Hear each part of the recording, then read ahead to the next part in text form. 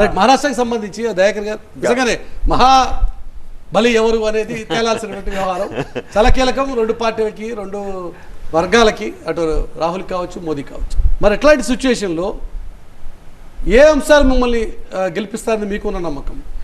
అంటే షిండే పెర్ఫార్మెన్స్ నాకు పెద్దగా, ఏంటంటే ముంబైతో మన ఎకనామిక్ క్యాపిటల్, అది ఎక్కువ ర్యాపో ఉంటుంది మనకు. కాబట్టి తన విధానాలు పెద్దగా ఎఫెక్టివ్గా అనిపించలేదు. ఫడ్నవీస్ ఒక ఫెయిల్యూర్ లీడర్ లాస్ట్ టైమే.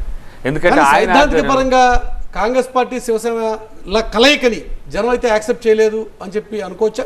అదేం లేదు. ఎందుకంటే శివసేన బీజేపీలో మనువాదాన్ని బయటపెట్టింది. ఎందుకంటే నాకు తెలిసి బాల్ ఠాక్రే కంటే ఫండమెంటల్ హిందూయిస్ట్ అయితే నేను చూడలే ఇంతవరకు ప్రపంచంలో కూడా. బాల్ ఠాక్రే అంటే ఏ మోడల్, ఏ లెజెండ్ హిందూ, అంటే శివసేన ఆ ట్రూపే.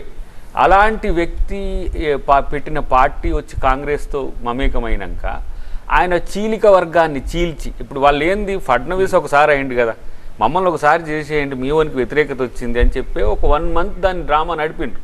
అయినప్పటికీ కూడా ఒప్పుకోకపోతే ఆ ప్రభుత్వం ప్రజలెట్లో వేసిన ఓట్లు ఫెయిల్యూర్ అయితే అని కాంగ్రెస్ తగ్గి వాళ్ళను సీఎం చేసినాం. అయినా దాంట్లో నుంచి కూడా చీలిక, అంటే మళ్ళీ చీలికలో చీలిక తీసుకొచ్చి చేసిన ప్రయోగం ఎంత మేరకు ప్రయోగం వాళ్ళకి సఫలమైందో కానీ ప్రజలకు ఒరిగిన పెద్ద మేలు అయితే ఏం లేదు నాకు తెలిసి వీళ్ళ ప్రభుత్వం కంటిన్యూ అయిన తర్వాత. కాబట్టి ఇంకోటి ఏమంటారు, మహారాష్ట్ర అనేది ఎకనామిక్ క్యాపిటల్ కాబట్టి ఎట్టి పరిస్థితుల్లో కాంగ్రెస్కి రావద్దు.